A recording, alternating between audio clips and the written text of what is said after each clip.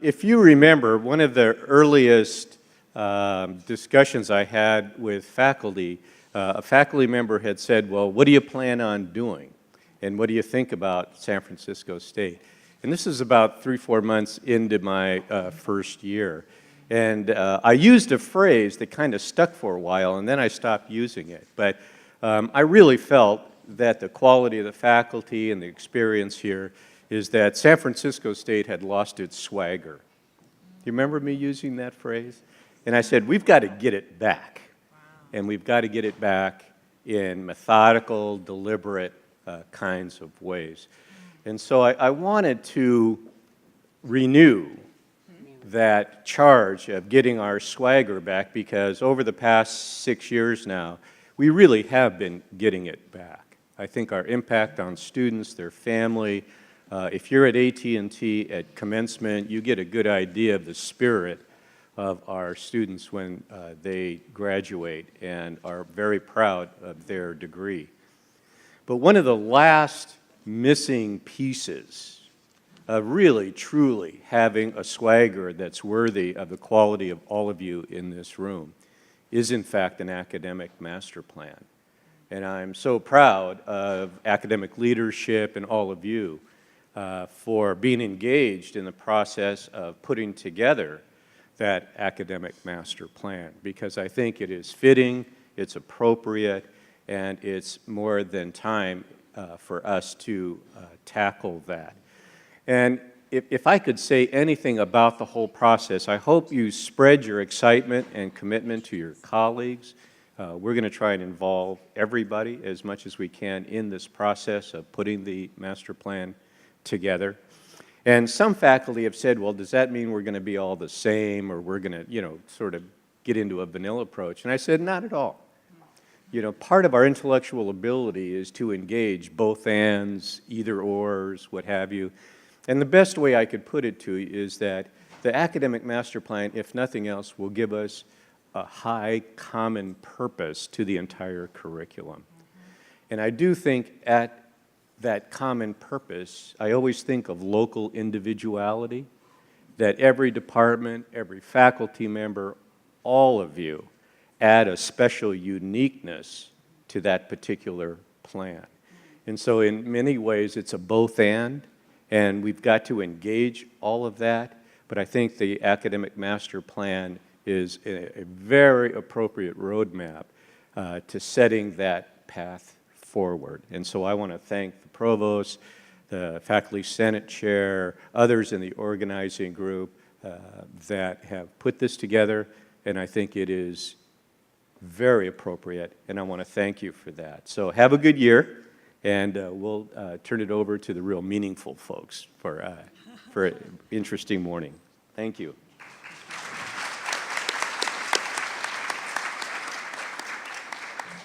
Thank you, President Wong, for that.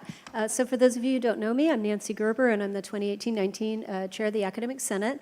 And I was the chair last year when we passed a resolution in support of an academic master plan. So we're going to go over just the resolved clauses so that you know kind of what we had said in that. But you're welcome to go to the Senate website and download the whole thing if you want to see the whole thing.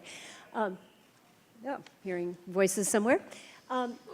And we've got a bit of a weird formatting there, but so the Senate had several conversations. The executive committee had several conversations with the provost last year over what an academic master plan was, because a lot of us really couldn't quite get our brains around it.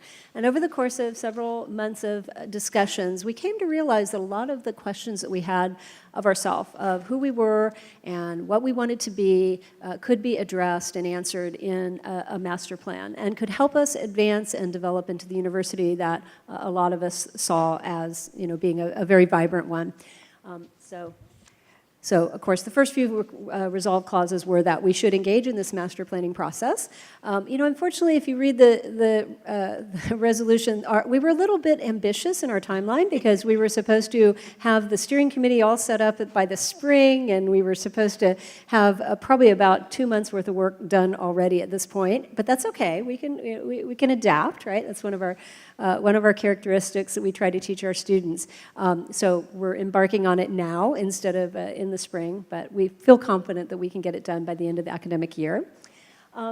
And so the idea here is that we're building upon the strategic plan of the university to try to come up with kind of almost a subset, but a foundation for future strategic plans of where we want to go with our academic mission. So if we can go to the next, I believe it's next slide, there we go. Okay, so this just lists some of the things that we thought this should and shouldn't be. We were very cognizant of the fact that there is some concern that this is going to be a program prioritization process, that we're going to try to cut, that the goal here is to try to cut. And that is could not be farther from the truth.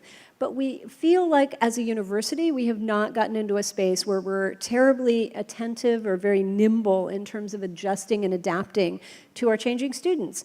When I came here 22 years ago, I have to tell you, the students were very, very different than they are now. The internet was barely a thing. Nobody had smartphones. The way they learned, the way they communicated, different, the commute different. Obviously, the needs of the employers now are different, and their careers are different. And we haven't always done a fantastic job of changing. And so we want to try to be a little more strategic about that and try to figure out what our students need and what we need of ourselves. The other part that I want to point out is that this academic master plan impinges on a lot of other areas of the university, including the physical master plan. The areas that we want to grow and the ways we want to teach, for example, and the ways we want to engage our students in research and scholarship are going to have impacts on what our physical space looks like. So one of the things about as we go through this process this year that we need to be mindful of is that this is going to have impacts across campus, and we are hoping, although this is going to be a majority faculty process, we also want to make sure that we're engaging our campus partners, because what the decisions that we make and the directions that we want to go are going to have impacts on them as well. All right, and then last. Okay. So these are just some thoughts that I had about, at least in my mind, some goals of the actual planning process, right? And so first of all, as the president mentioned, we have to figure out ways to consult with the campus and to get feedback.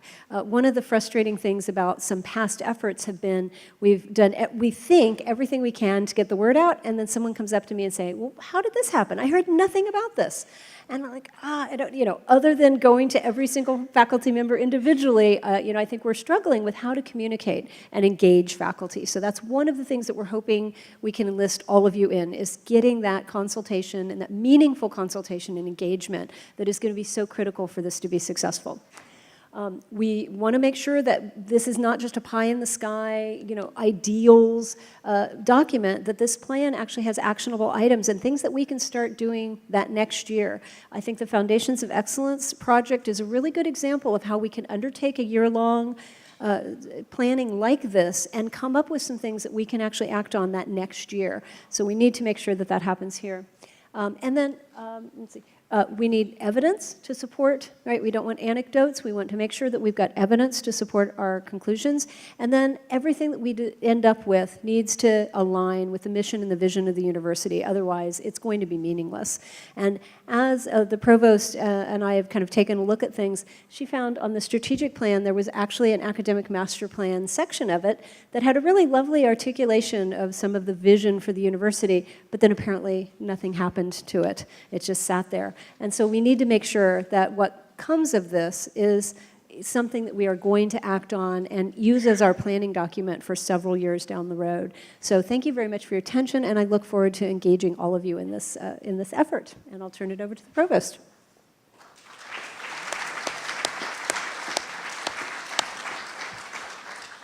Well, good morning, everyone, and thank you so much for showing up early in the morning in the first week of school. It is fantastic to see you. Where Nancy says maybe some of our earlier aspirations were just sitting there, I prefer to see them as tulip bulbs that are sort of just waiting under the surface for the right time to germinate and bloom. And I think that this is that time. When we did the strategic plan, we articulated as a university a number of very ambitious goals for ourselves. And one of those goals was that San Francisco State will become a national leader in innovative teaching, scholarship, and creative activities that build on our strengths.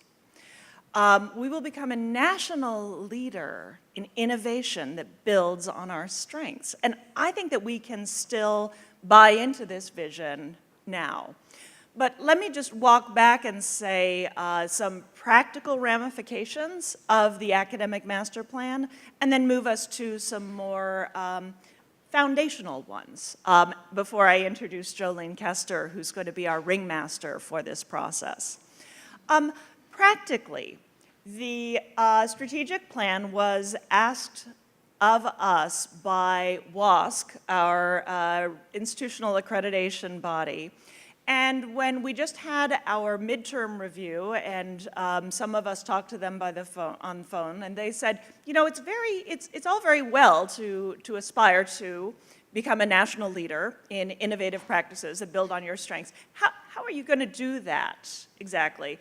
And how are you going to measure and assess and articulate innovation?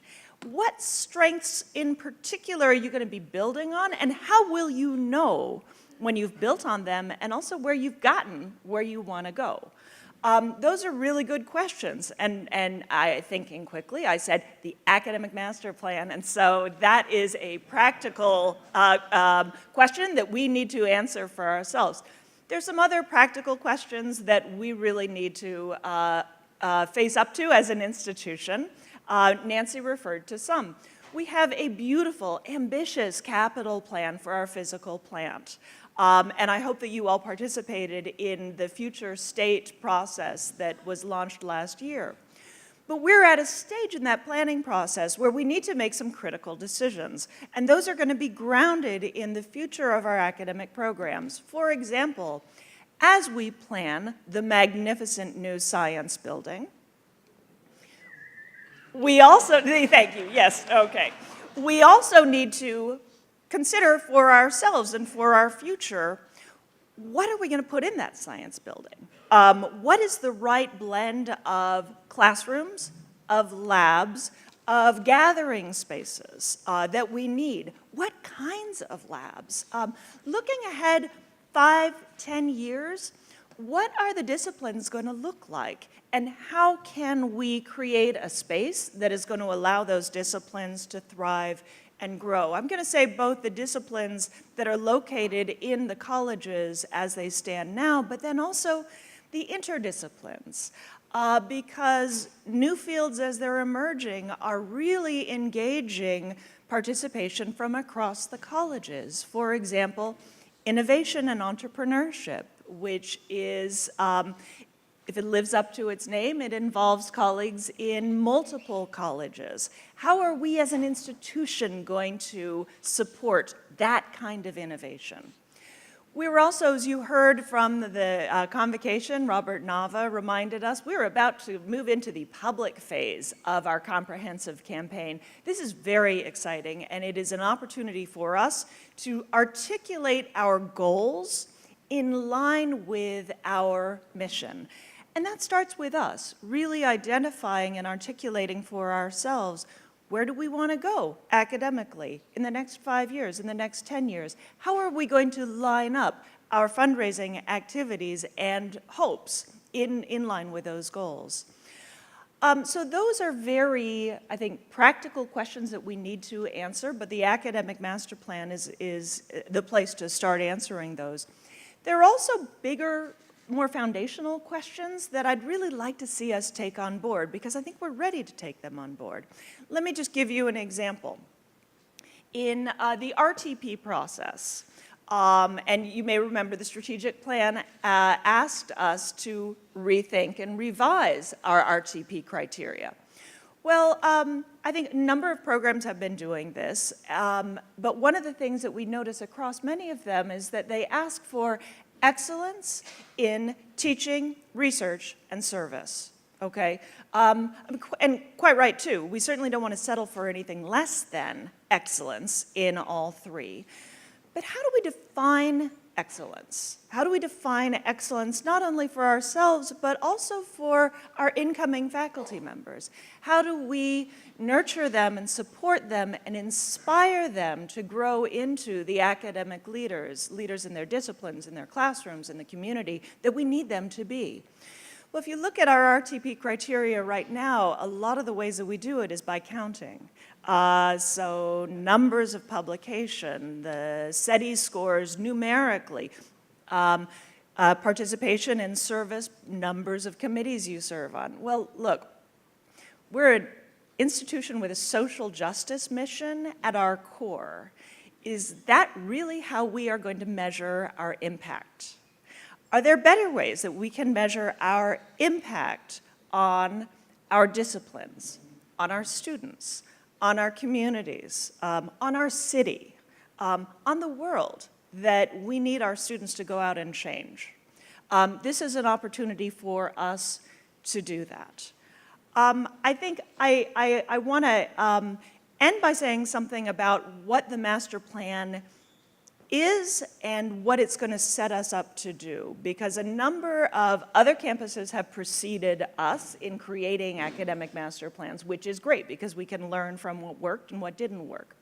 A number of them set very practical goals that came out of their academic master plans, and I think that we can recognize that these would be very valuable to us. For example, Pomona, which just completed its master plan, Cal Poly Pomona, set as a goal coming out of its academic master plan a 3 to 5 year faculty and staff hiring plan that would align with the institution's future goals and mission. That is a significant step forward for, let's say, many of us who are used to planning a week in advance, okay. A 3 to 5 year plan really gives you that horizon to determine your own future. And I think this is our opportunity. Minnesota State did a beautiful master plan. One of the things that they did was to identify areas of distinction for particular investment in the future. They did that both by surveying what they do well, but then also what their community needed from them. Now, a number of us were involved in a preparation for planning workshop last week, and one of the interesting takeaways for me was the term distinction. What does it mean to talk about our distinctiveness?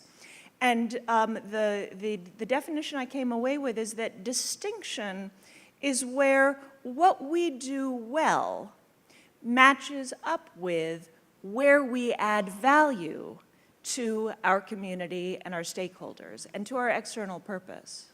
So I really want to challenge us to think about our distinction. What constitutes the distinctiveness of a San Francisco State degree? That is, what do we do well? What do we do better than anyone else? What do we do that our stakeholders, our community members, our world, our students need from us? And how do we grow from there? So for me, could we go back one slide? This would be a success, interesting, okay. There should be a slide that has something that states the questions that we went, there we go, okay. So to me, this would be a successful process if we were able to address questions such as the ones that you see up here. Now, does this not illustrate, those of you who have just prepared your PowerPoints for your classes, this is exactly what a PowerPoint should not be. But look, I wanted to get it all on one slide. Okay, I wanted to get it on one slide. So these are the kinds of questions that I think are really burning at our core. That is, what makes a San Francisco State degree distinctive in the way that I defined, okay?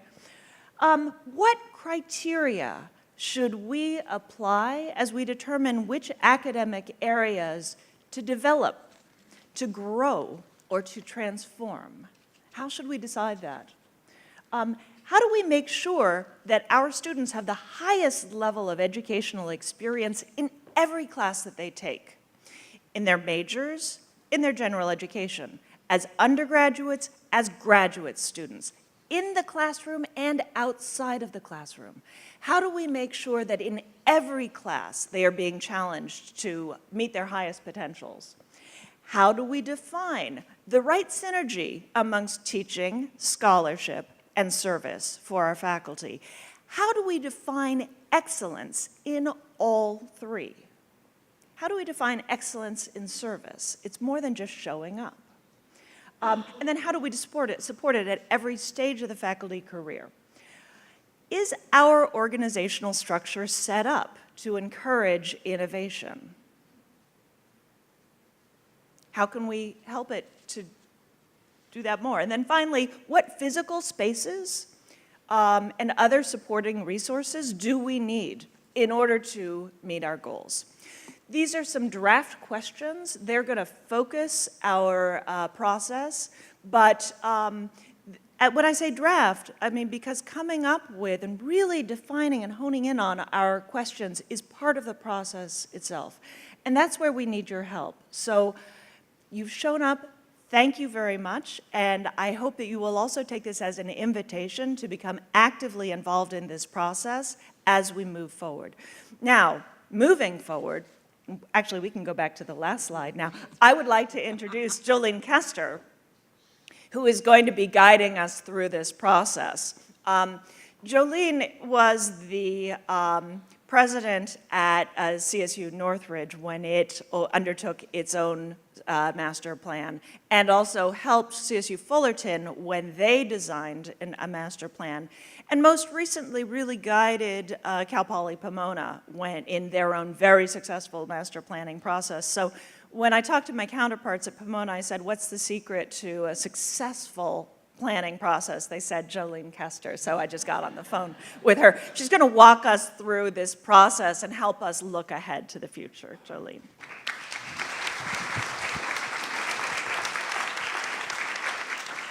So I'm here with you to help you get back your swagger, to be the ringmaster, and because I'm the secret to success. Whoa. All right, just a couple of things about me that I think may be important to perhaps, I hope, ease your concerns about the role of an outside person like me. Most importantly, I'm what I would describe as an old CSU hand. I've been in the CSU since 1983. I came to Cal State Sacramento, as it was called then, as an assistant professor in communication studies. So any of you from comm studies here, I'm your colleague, right? And quickly became involved in the faculty senate, was on the Senate Executive Committee, was department chair, was an interim assistant vice president for academic affairs, an associate vice president Provost, and then after 7 years in that role, I went to Cal State Northridge as its president, where I served for 11 and a half years with a lot of fun and a lot of excitement and a lot of love and caring for Cal State Northridge. I have been doing this consulting work since 2012, very shortly after I retired. So it is a gift from the universe to be able to still be involved with public higher education, particularly in this state. So now you know who I am. Let me describe a couple of aspects of academic master plans and academic master plan processes for you. First, let me give you some descriptive information about academic master plans in general. And then secondly, let me describe some of the tenets and values that underlie this proposed process. First of all, if you Google academic master plans, you will find that most of them look very different as you compare them to each other. They are not the same. Some of them are long, some of them are very short, all the way from 25 pages, if you print them out, to academic master plans that exist on one page. There's a lot of variability in the level of specificity and directness in the master plans that you find out there available to you. There's also a difference in terms of what the academic master plans cover, just the content areas. Now, I have some thoughts about what is a good academic master plan and what isn't a good academic master plan. My thoughts are all geared to and pegged to what does the university doing the academic master plan need in terms of direction for its academic programs and academic program decision-making for its future. You have to ask the question and then answer the question in the context of what the institution needs. Academic master plans are really designed to amp up, direct, focus academic decisions in a university that have to be made and are oftentimes made incrementally, sporadically, hit and miss. So, for example, enrollment. We get in the CSU an enrollment target from the system. Somebody just reacted, yes. We get an enrollment target from the system. I won't tell you the stories I have about enrollment targets from the system because I lived as a president through the first decade of this century in which enrollment targets could go up or down 1,000 FTES in the matter of an hour. All right, it was crazy making beyond anything. I think I could do anything after going through that, all right. But enrollment targets come to the CSU campuses. Those enrollment targets are important because they represent money. They represent a big part of your budgets. You don't have a lot of control in terms of where you want those students to go in your majors because students get to decide with their feet, so to speak. But nevertheless, if you don't have intentionality about where and how much you want to grow, or do you want to grow, then the leadership of your campus is unable to effectively negotiate and advocate for where you want that campus to be. Similarly, you don't have available to use even the minimal number of tools that are available to direct students within your institution. One of the areas that a lot of CSU campuses just don't grapple with is the relationship between undergraduate and graduate enrollment. Where do you want to build? Where do you want to build? Not that. I wonder. I'll just use this one. Yeah. There you go. Now, is this one on? Yep. Yeah, okay, good. I have a loud voice, but it won't carry here. But undergraduate to graduate enrollment. So that kind of decision, if an academic master plan ought to provide some direction. Academic master plans typically answer one and some parts of 4 questions. So let me just lay these out for you. Whom do we teach? What do we teach? And what do we teach is very much linked not only to programs that are going to be built and grow and added, but it's also linked to what is the relationship between the distinctive mission of a university and the programs that it offers.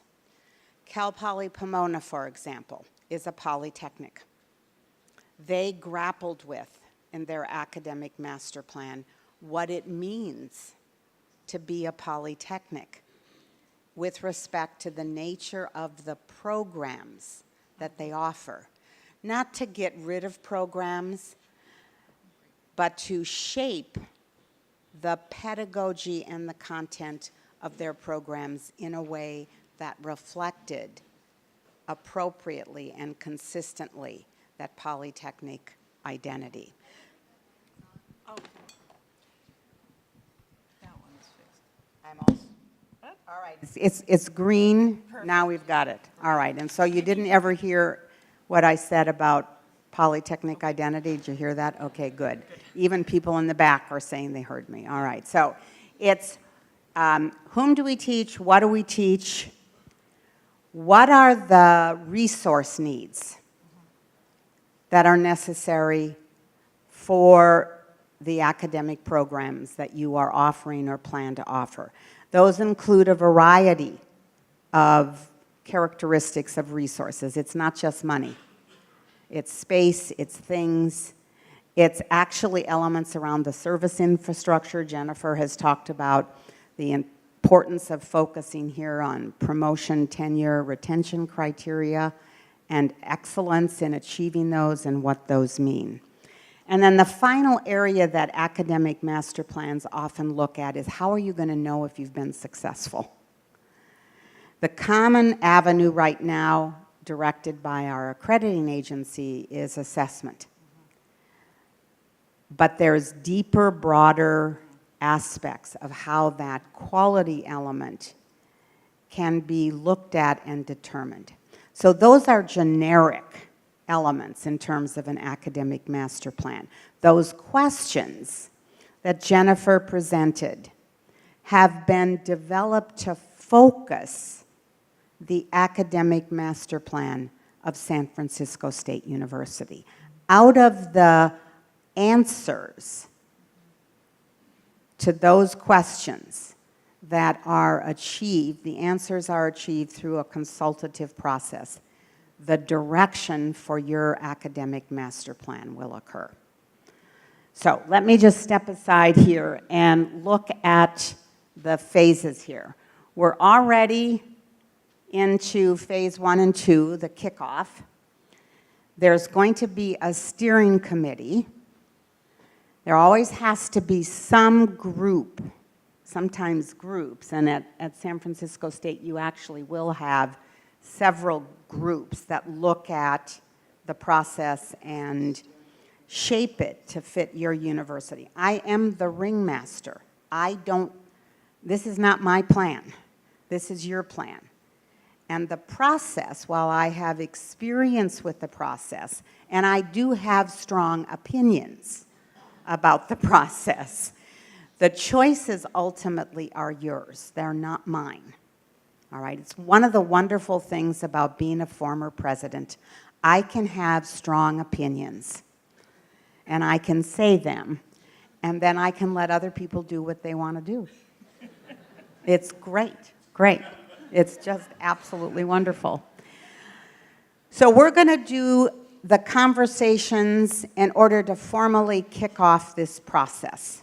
The steering committee is going to be involved. There's going to be another group of faculty and academic administrative leadership that's also going to be key here. We're going to create what we call working groups.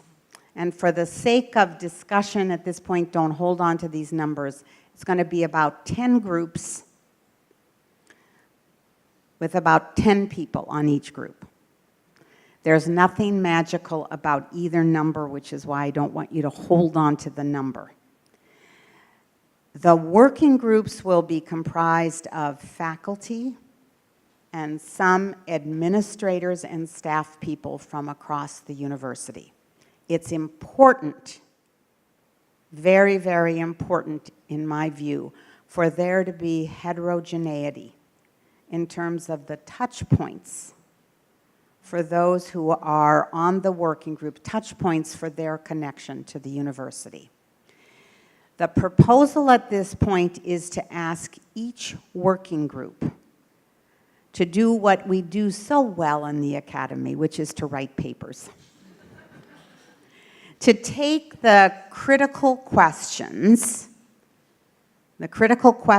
drive to what it is San Francisco State wants to have as answers, as directions in its academic master plan. So the working groups write papers that answer the critical questions.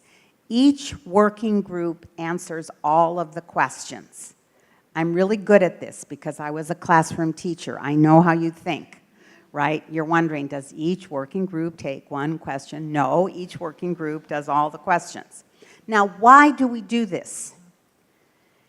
To have a sound academic master plan, there needs to be a consultative process that includes a large number of the key stakeholder of faculty from across disciplines, across the years in service at the university. But there also needs to be professionals, staff professionals, from the other touch points that are critical in the university. Advancement, administration and finance, student affairs, other academic affairs professionals, sometimes IT. In order to bring a heterogeneity of thinking to the answers. Now, I will say to you, these papers don't have to be polished. We'll get into more details of that later, but these are, what's important is the thinking. Because what I want to be revealed in the work of the working groups is where you have general agreement. I won't say consensus, but it's general agreement about the direction that San Francisco State should take, but also where you do not have agreement, where you have variability of points of view. Because out of both of those categories come clear ways to move forward. Where there's agreement, it becomes part of the directive of your academic master plan. Where there's not agreement, then you need to have additional conversation. And ultimately, choices have to be made, which may not satisfy everyone. But nevertheless, the process itself creates the opportunity for the alternative points of view to be heard.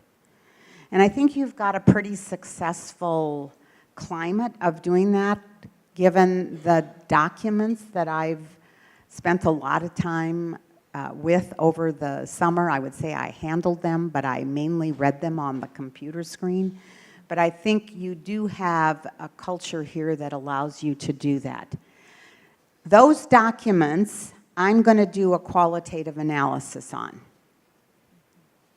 And I'm going to pull out those areas of agreement and those areas of disagreement and the areas with multiple points of view.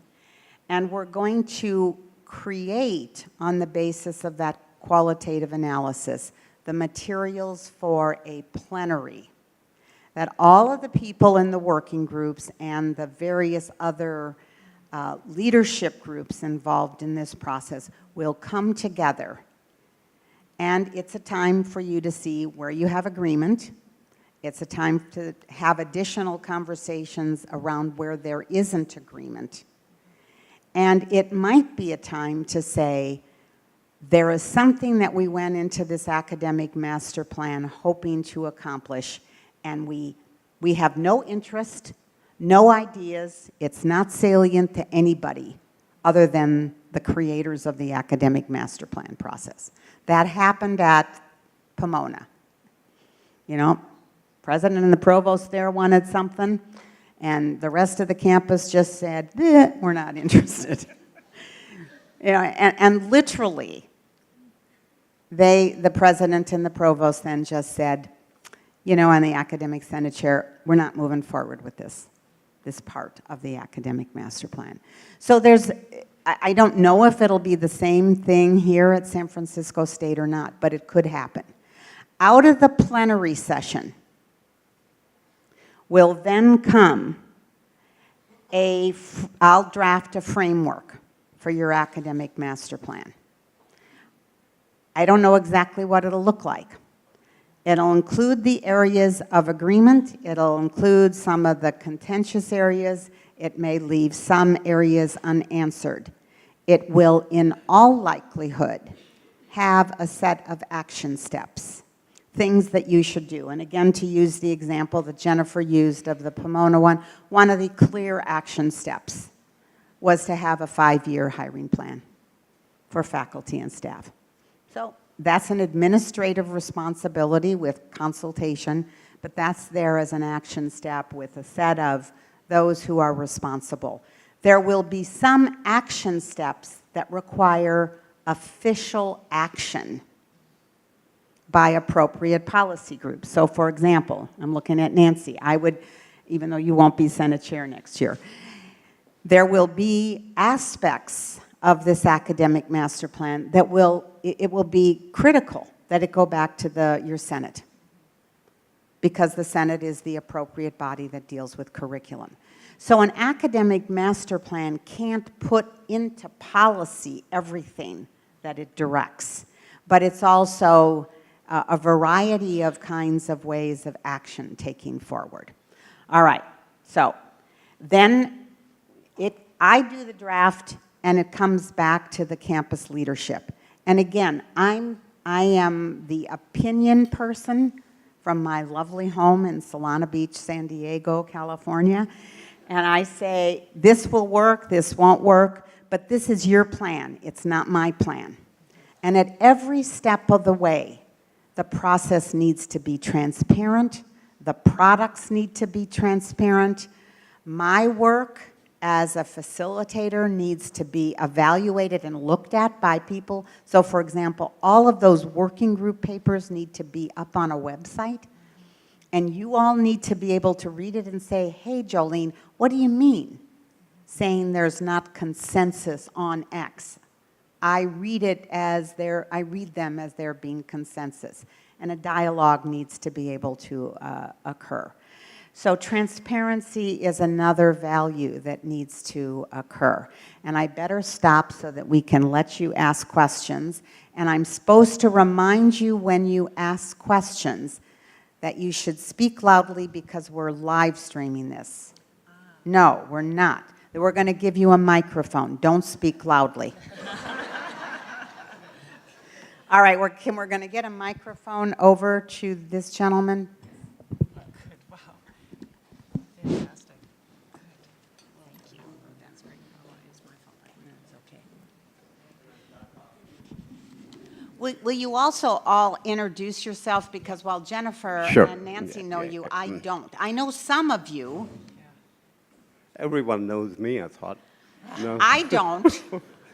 Dipendra Sinha from engineering. I've been looking forward to a master plan for a long time, a working master plan, which I would have probably called a vision plan. This is what we want to achieve. To me, it's not very clear, but that's okay. I think that's the implication. I would say that before we draw any plan, we must know why are we here. I mean, public are paying for us, right? So we have some responsibility to the people of this state or not. That must somehow reflect in our master plan. And also, I would like that we involve the people from around university. For example, City of San Francisco, they are one of our major employers, or Silicon Valley firms, or Sacramento. So we need to know why we are doing whatever we are doing. We have a master plan, we'll be handing out excellent degrees, but is it useful to everyone? So I was thinking if it is possible to include in the committees that you are saying, one outsider who is not amongst us. So we are inbreeding, talking to each other, and there is always a rivalry, oh, we are better than you, and so on. But I would like to get one from Apple Computer, maybe, Oracle, or government of California, or city, so on. So we get output from other people. We are here for students are here for 5 years, but they work 40 years for those people. So we need to have their input as well. That's my two-bit. Yep, Thank great. you very much. Good point. Well taken. We've had similar questions also about alumni. And what are some ways that we can involve external stakeholders or hear from them? Is the right way to do that to have them on the working groups, or do we create panels of them that everyone can consult? That's part of the decision making that we're in right now. But appreciate the ideas. So I have the mic. So this is Leticia Marquez Magaña. I'm in biology, and I have a question for Jolene. You outlined 4 questions that we are to address as part of the overall process. And the first question is, whom do we serve? And so is there a flexibility in changing that question to who works together, or how do we work together to serve local communities? Given that we are our social justice mission, given our legacy of the strike that happened 50 years ago, and the fact that one of our distinctive features, and at least in my mind, is the fact that we nationally changed the way academia is run by including people of color, doing work with people of color, for people of color. And so can that first question be changed to, instead of having, for example, the students as the object, having students, faculty, and staff protagonists in the story? So anything can be changed. This is your plan. All right. The first question is not specifically a critical question that all of you will be, San Francisco State will be directing itself to answer, but it's what the category is that's typically in academic master plans. So the phrasing of the questions, those critical questions, is in the hands of your local groups that are guiding this process. And I am certain, after talking with Nancy and reading the Senate's resolution, that you are going to have questions that try to unpack and then ultimately direct the relationship between your unique mission and what it is and who you teach. I'm Mitch Turretz from the library. I was listening to NPR this morning, and one of the issues that came up in your discussion this morning was about enrollment.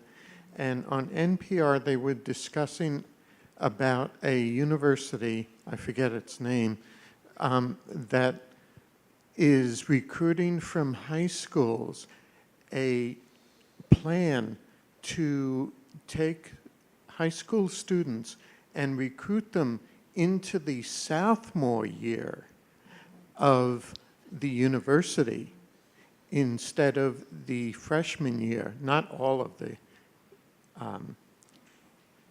high school students, but just some of them, to make up for the freshman students who do not continue to the sophomore year. And that seems to be a radical idea that seems to make sense. So could somebody comment on that?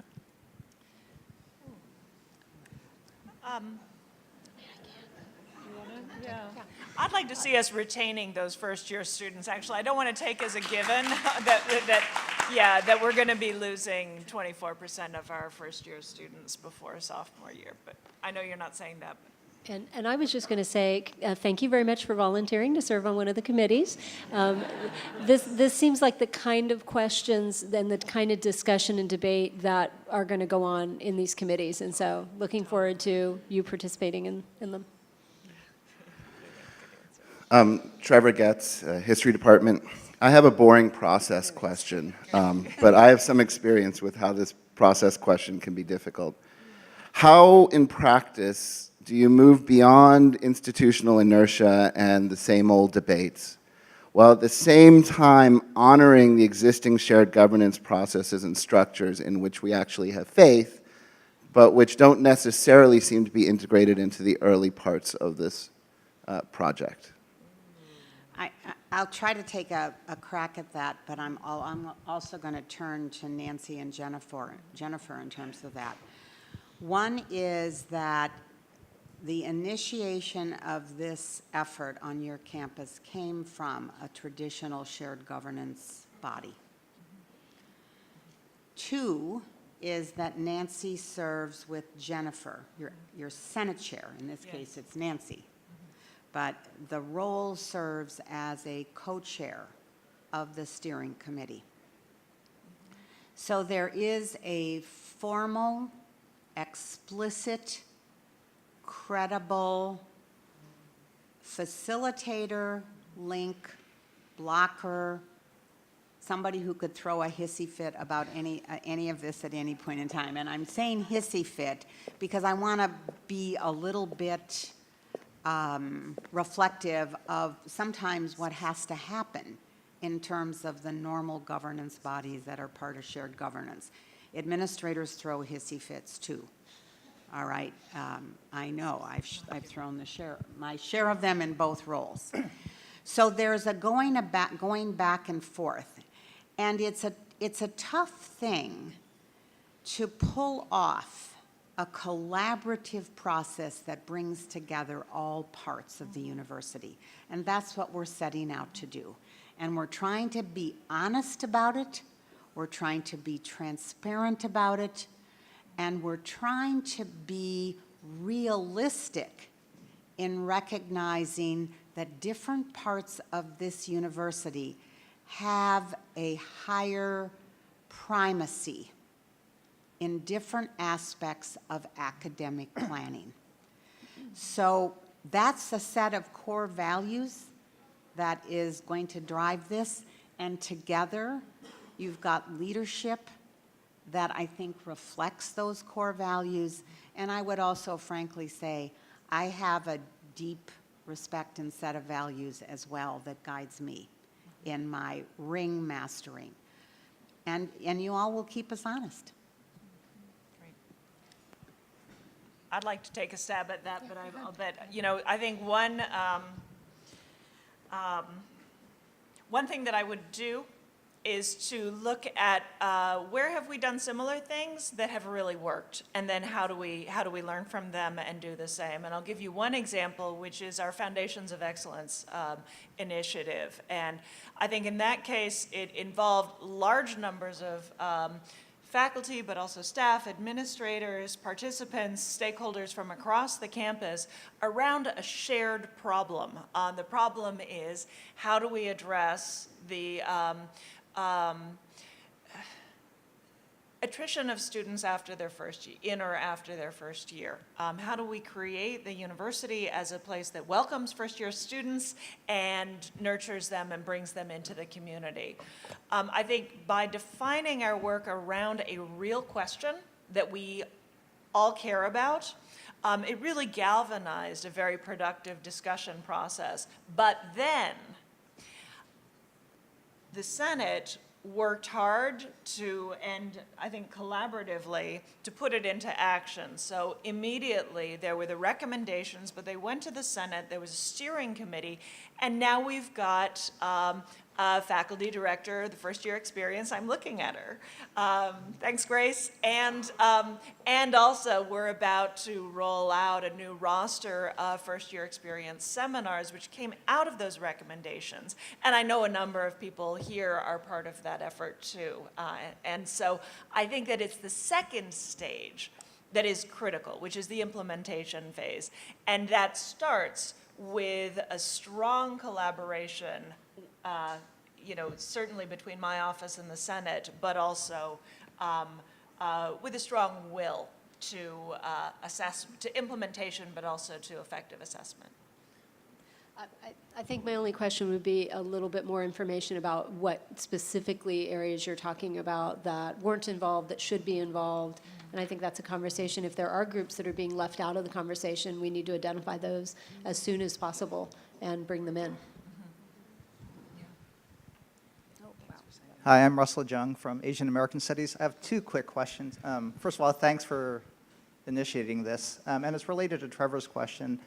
The first is, again, implementation. I've seen us develop a lot of plans and a lot of reports, and I just want it to be guaranteed or that we would actually implement specific recommendations. And I don't know if you could answer that.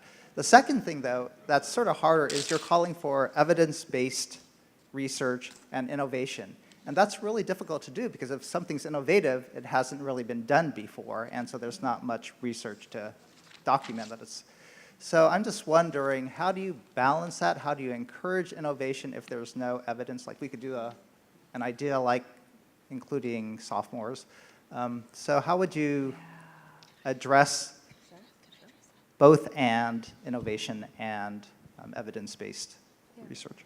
I'd like to take a stab at that. I think that the evidence doesn't need to be there for the solution. I think it's evidence-based problems. I don't want us to try to work on problems that are just anecdotal. Oh, well, so, you know, so-and-so has told me that this is a problem or that is a problem. And half the time, that's not actually true.